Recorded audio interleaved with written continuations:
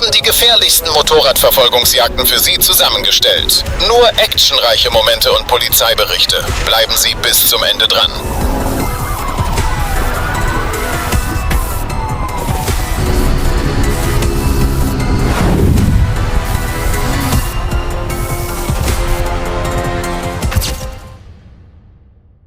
Auf den Autobahnen von Arkansas weigerte sich ein Motorradfahrer, der mit 130 Meilen pro Stunde floh, den Anhaltesignalen der Polizei zu folgen und brachte den Verkehr in Gefahr. Der Grund für seine Flucht ist bislang unklar, doch er versuchte durch schnelle Spurwechsel und riskante Manöver zu entkommen. Die Arkansas State Police setzte eine riskante Bump- und Pin-Taktik ein, um ihn zu stoppen. Durch dieses Manöver verlor das Motorrad die Kontrolle und wurde am Straßenrand eingeklemmt. Am Ende der Verfolgung wurde der Fahrer festgenommen und mit mehreren Anklagen konfrontiert. In Genesee County begannen die Beamten eine Verfolgung eines Motorradfahrers, der sich einer Polizeikontrolle widersetzte, und schnell stellte sich heraus, dass der Fall weitaus ernster war. Der Flüchtige war in mehreren Bundesstaaten als Schwerverbrecher gesucht. Während der riskanten Verfolgung versuchte der Fahrer, durch gefährliches Fahrverhalten zu entkommen. Doch die Grand Blanc Township Police reagierte koordiniert und brachte das Motorrad zum Stillstand. Schließlich wurde der Verdächtige festgenommen und der Justiz übergeben. Die Arkansas State Police bemerkte ein gestohlenes Motorrad in der Nacht und wollte es stoppen. Doch der Fahrer entschied sich ironischerweise mit einer Sonnenbrille im Dunkeln zur Flucht. Während der Verfolgung überschritt er massiv die Geschwindigkeitsbegrenzungen und gefährdete den Verkehr. 3 verschiedene Trooper schlossen sich der Verfolgung an und verstärkten den Druck. Obwohl das Motorrad zunächst durch seine Wendigkeit Vorteile hatte, gelang es der Polizei durch taktisches Vorgehen, den Fahrer einzukesseln. Am Ende wurde das gestohlene Motorrad sowie der Fahrer sichergestellt und festgenommen. Auf der Interstate 40 wurde ein Motorrad ohne Kennzeichen mit extrem hoher Geschwindigkeit beobachtet, wie es riskant zwischen den Fahrspuren fuhr und der Polizeikontrolle entzog. Der Fahrer erreichte Geschwindigkeiten von über 225 km pro Stunde, nutzte Standstreifen und schlängelte sich durch dichten Verkehr. Beim abrupten Abbiegen auf die I-430 verlor er nach einem Ausweichmanöver ins Gras die Kontrolle und stürzte. Nach einem kurzen Gerangel wurde der 23-jährige Donovan Cox festgenommen, in dessen Rucksack eine Pistole und ein Ersatzmagazin gefunden wurden. Cox gefährdete rücksichtslos zahlreiche Autofahrer und wurde ins Faulkner County Detention Center eingeliefert.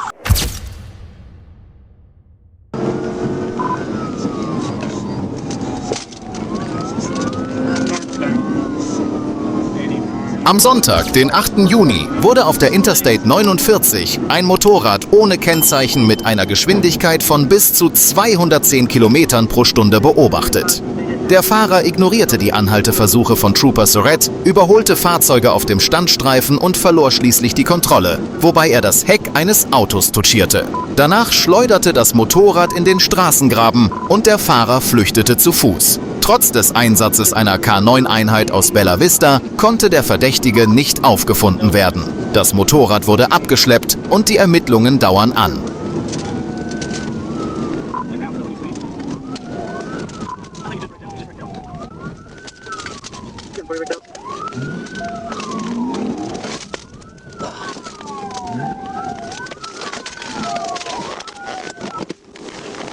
You see where he went? Yeah, he went up there. Well, he's on foot. I lost visual. He's on foot. He's going. Am Samstag, den 19. Oktober, stellte Trooper Tanner Seal in Dell ein Motorrad fest, das mit 80 Meilen pro Stunde anstatt der erlaubten 60 Meilen pro Stunde unterwegs war. Der Fahrer, Michael Eves, verweigerte den Stopp, beschleunigte auf über 210 Kilometer und flüchtete in Richtung Manila, wobei er mehrfach gefährliche Manöver durchführte und beinahe mit einem Polizeifahrzeug kollidierte. In einer 40 Meilen pro Stunde Zone setzte er die Flucht mit abruptem Bremsen und riskanten Spurwechseln fort. Um die öffentliche Sicherheit zu gewährleisten, führte Seal bei 35 Meilen pro Stunde eine legale Fahrzeugintervention durch, die den Verfolgten erfolgreich stoppte. Eves blieb unverletzt, wurde jedoch festgenommen und mit mehreren schweren Anklagen konfrontiert.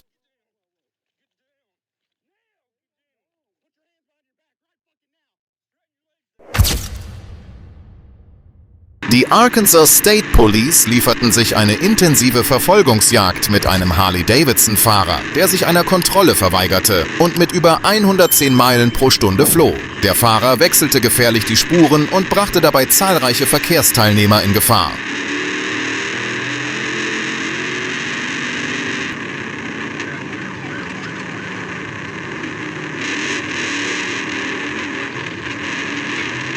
Die Einsatzkräfte koordinierten schnell ihre Maßnahmen und nutzten schließlich den Kontrollverlust des Flüchtigen, um die Verfolgung zu beenden. Am Ende konnte das Motorrad sicher gestoppt und der Fahrer überwältigt werden.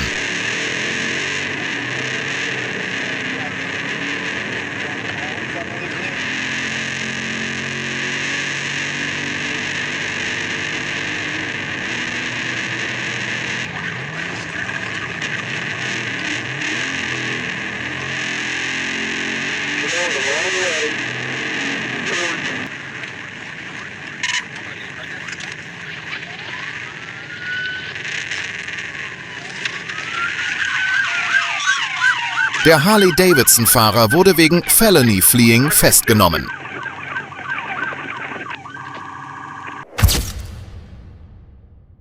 Die Florida Highway Patrol wollte auf der Wisconsin Road einen schwarzen Harley-Davidson-Fahrer wegen eines Verkehrsdelikts anhalten. Doch dieser entzog sich trotz Licht- und Tonsignalen. Der Flüchtige raste mit hoher Geschwindigkeit über US 41 und State Road 50, fuhr bei Rot über Kreuzungen und gefährdete andere Verkehrsteilnehmer mit riskanten Manövern.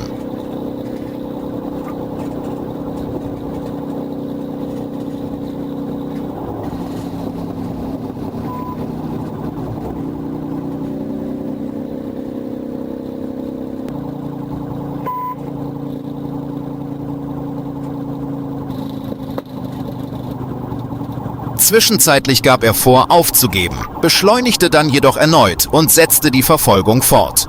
Mit Unterstützung von Trooper Rotzel konnte das Motorrad schließlich durch ein Box-in-Manöver sicher auf den Seitenstreifen gedrängt und bei niedriger Geschwindigkeit gestoppt werden. Der Fahrer wurde wegen wiederholten Fahrens ohne gültige Fahrerlaubnis, rücksichtslosen Fahrens und gefährlicher Flucht festgenommen.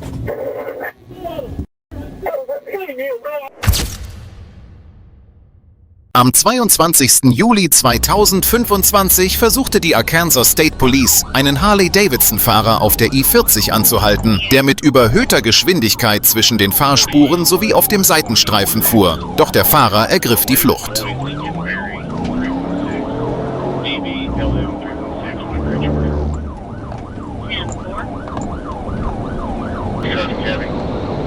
Der als David Elisha Acosta identifizierte Verdächtige erreichte Geschwindigkeiten von über 110 Meilen pro Stunde.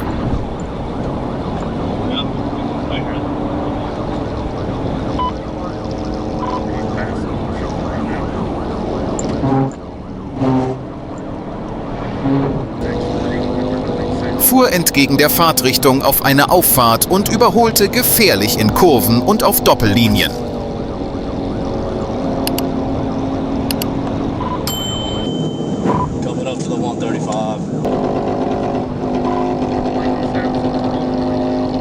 Die Verfolgung endete auf der Peppers Pond Road, wo das Motorrad auf einem Feld verunglückte und der Fahrer in ein Waldstück flüchtete. Obwohl Helm und Waffe am Unfallort gefunden wurden, konnte Acosta zunächst nicht gestellt werden, wurde jedoch kurz darauf von Wildhütern schlammbedeckt und verletzt aufgegriffen.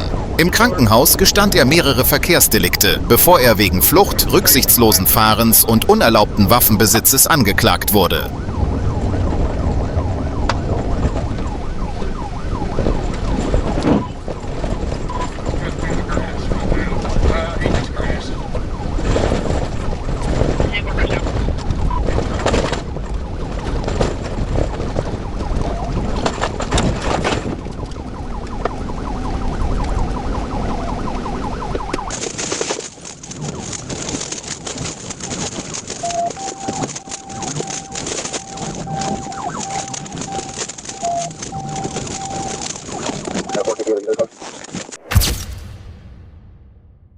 Am 17. August 2025 versuchte Trooper Nathan Litty in Mountain Home, ein rotes Harley-Davidson XL 88 ohne Kennzeichen zu stoppen, doch der Fahrer beschleunigte plötzlich und floh.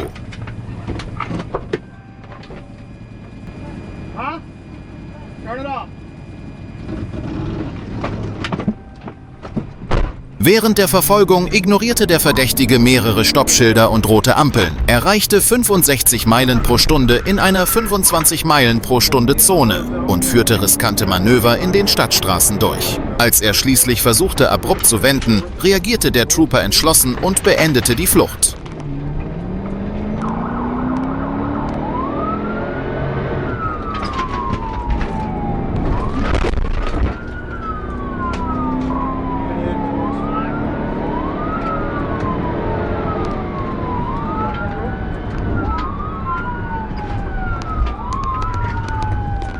Der Fahrer wurde wenig später festgenommen und das Motorrad beschlagnahmt. Gegen ihn wurden Anklagen wegen schwerer Flucht, Fahren ohne Versicherung und Fahrerlaubnis sowie erheblicher Geschwindigkeitsüberschreitung erhoben.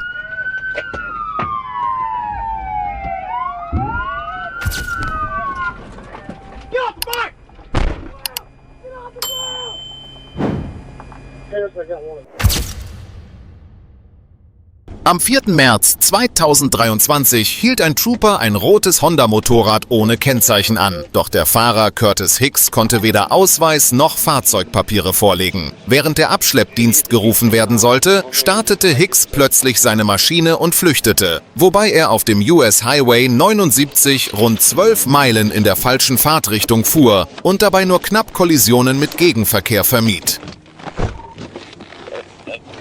1037. 10-4.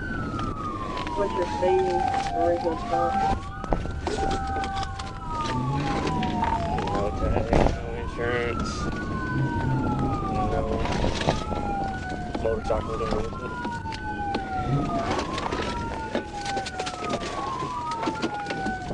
Aus Sicherheitsgründen wurde die Verfolgung zunächst abgebrochen, doch kurze Zeit später stellte das Sheriff's Office von Calhoun County ihn auf Landstraßen. Anschließend wurde Hicks dem Sheriff's Office in Ouachita County übergeben. Dort erwartet ihn eine Reihe schwerer Anklagen, darunter Felony Fleeing, Fahren ohne Zulassung und Versicherung sowie falsche Fahrbahnbenutzung.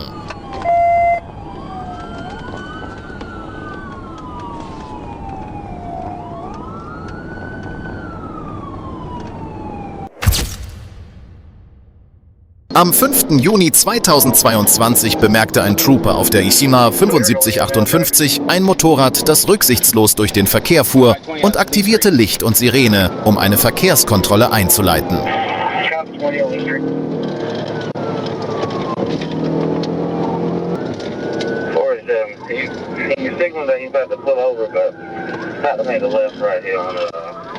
Der Fahrer Alexander Aldridge ignorierte die Signale und flüchtete mit hoher Geschwindigkeit. Die Verfolgung erstreckte sich auf die I-20 und verschiedene Stadtstraßen, wobei der Fahrer sogar auf der falschen Fahrbahn und durch Parkplätze eines Einkaufszentrums fuhr.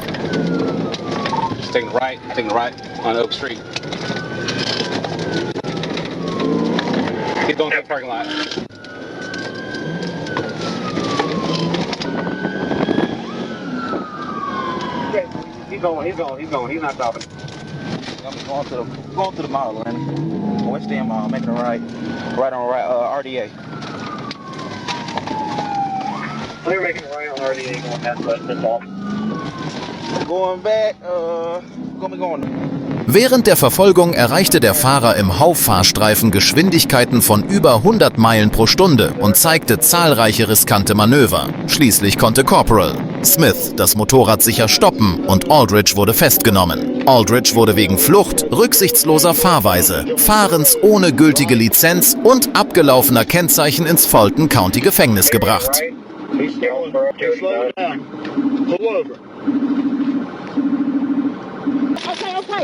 Get on the ground. Put your hands behind your back. What'd I do? What did you do?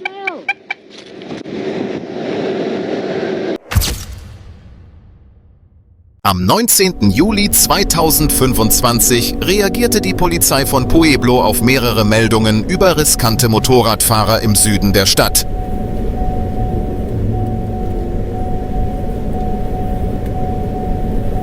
Die Fahrer führten Wheelies aus, standen auf ihren Motorrädern und fuhren gefährlich zwischen den Spuren hindurch, was auf der Northern Avenue zu Verkehrschaos führte. Die DICE-Einheit griff ein und ein Motorradfahrer wurde an einer roten Ampel festgenommen,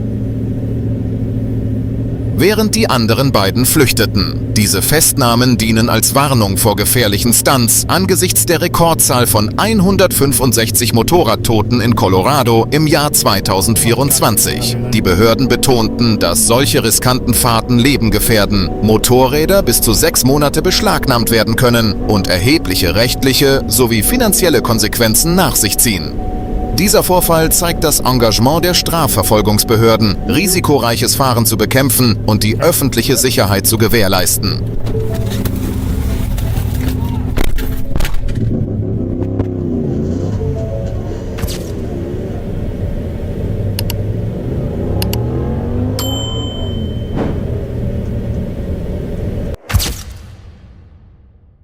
Am 6. November 2021 wurde Uriah Wade Hall in Hahira auf der Shiloh Road mit einer silbernen Suzuki Hayabusa, die über 20 Meilen über dem Tempolimit fuhr, von der Polizei angehalten.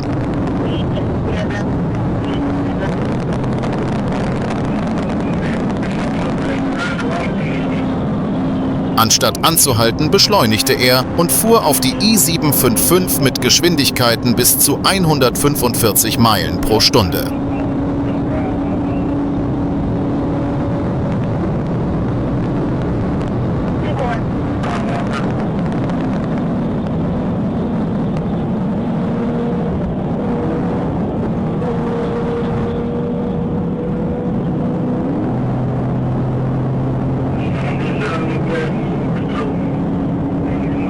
Georgia State Patrol Einheiten nahmen die Verfolgung auf und versuchten zweimal eine Straßensperre durchzuführen. Beim zweiten Versuch gelang es, Hall zum Sturz zu bringen.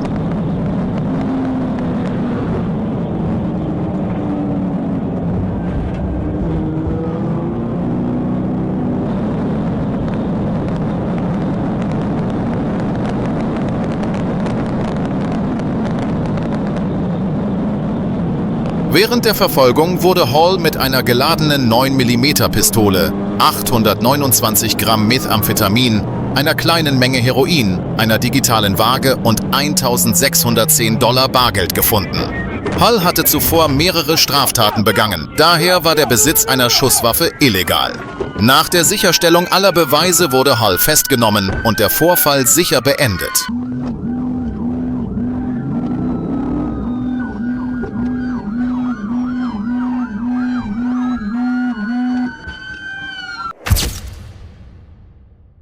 Das Romocam-Team interveniert in einem Video von 2025 mit dem Titel Pinote Allucinante, um schockierende und gefährliche Manöver von Motorradfahrern zu stoppen.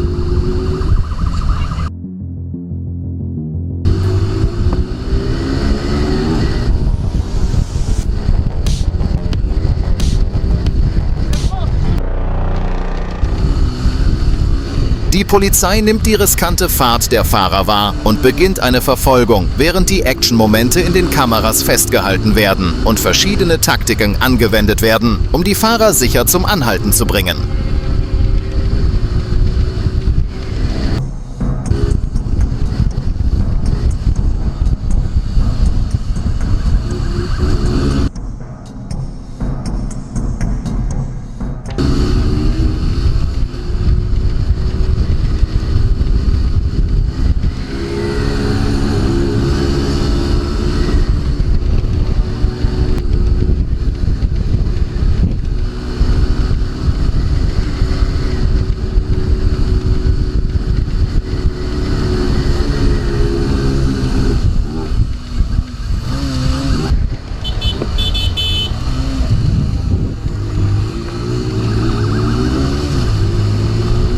Während der Verfolgung wechseln die Fahrer gefährlich zwischen den Fahrzeugen und die Polizeieinheiten koordinieren sich, um Unfälle zu verhindern. Am Ende werden die Fahrer gestoppt, die Motorräder sichergestellt und die Verdächtigen festgenommen. Das Video bietet den Zuschauern sowohl actiongeladene Szenen als auch ein Beispiel für die Konsequenzen gefährlichen Fahrens.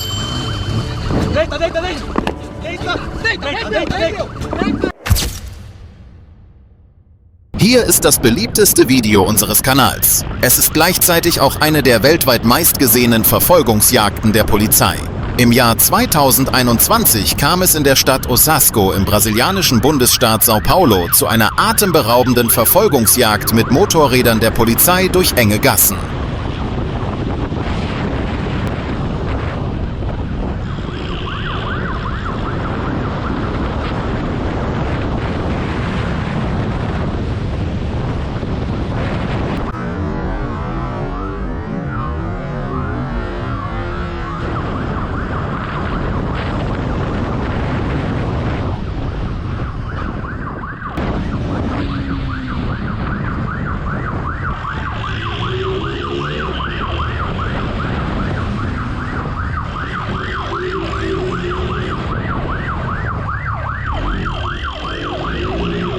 Wenn Sie diese actiongeladenen Verfolgungsjagden mögen und neugierig auf Polizeiberichte sind, können Sie unseren Kanal abonnieren. Wir veröffentlichen jede Woche 2 neue Videos.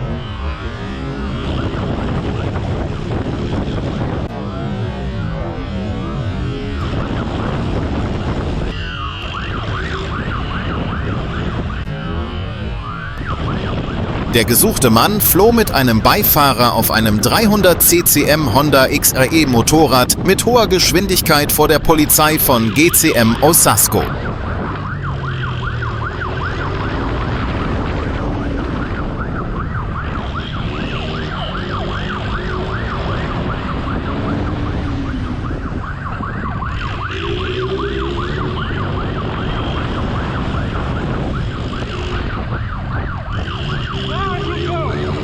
In der 6-minütigen Verfolgungsjagd, die von der Körperkamera eines Polizeibeamten aufgezeichnet wurde, machten die beiden mit ihrem Motorrad scharfe Kurven, entkamen um haaresbreite Autos, Bussen, einem anderen Polizeifahrzeug und sogar Treppen und flogen über Geschwindigkeitsbegrenzungen. Trotz einer Reihe gefährlicher Manöver gelang es der Polizei, den Flüchtigen dicht zu verfolgen. Als die Flüchtigen sahen, dass die Polizei ihnen immer noch auf den Fersen war, drehten sie sich schockiert um und hielten an. Die Verfolgungsjagd endete damit, dass der Mann auf einen schmalen Fußweg fuhr, dort seinen Helm abnahm und sich der Polizei stellte.